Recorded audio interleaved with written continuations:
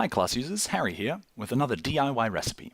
We're calling this one the Service Document Megalist. The purpose of this report is to get an overview of the number, upload date, types, and descriptions of documents attached to services. The great thing about this report is that it lets you search for documents across all services. So you can find a document you uploaded in the past, but maybe you can't remember exactly what service you attached it to. This way you don't have to go digging into every single service individually.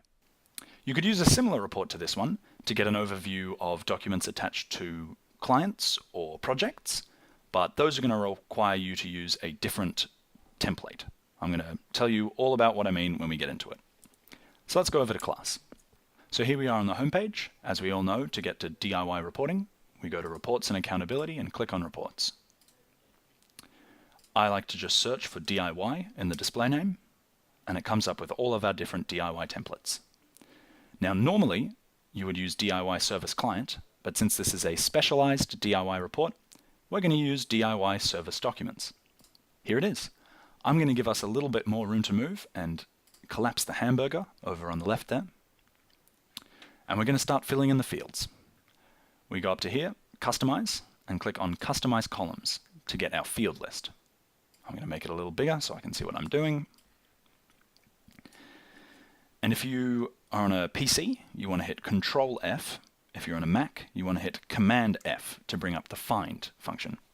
Now you can just type in the name of the field you want and it'll automatically scroll to it.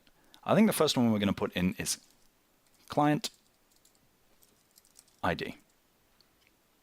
And we're going to drag that from the field list into the Drop Row Fields Here section.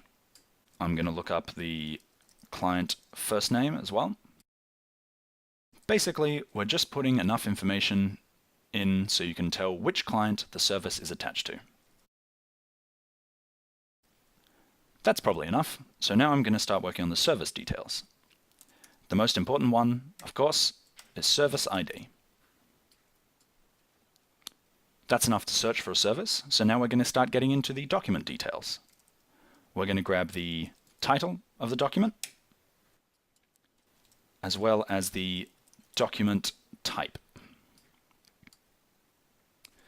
Other important information could be the date uploaded, so the date you attached the document to the service. And we can also get a short description of what the document is. Another field you might want to use is Uploaded By. This lets you find everything that a certain worker uploaded. Now, we could leave it like this and search the report for that, but maybe we could get a little bit more information.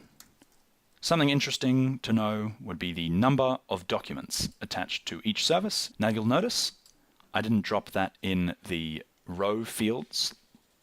I dropped it in the Data Items section.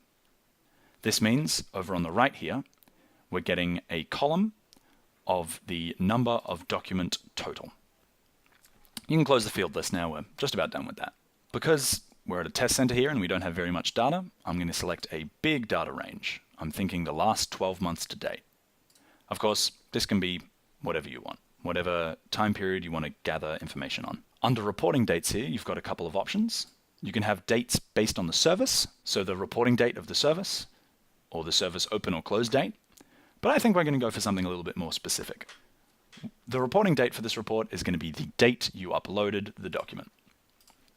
And I'm going to pick all funding categories. Of course, if you've got custom fields in your documents, maybe something like a preview section, you might want to tick include custom fields, but we don't. So here you can see you've basically got a search of all the documents uploaded in the last 12 months.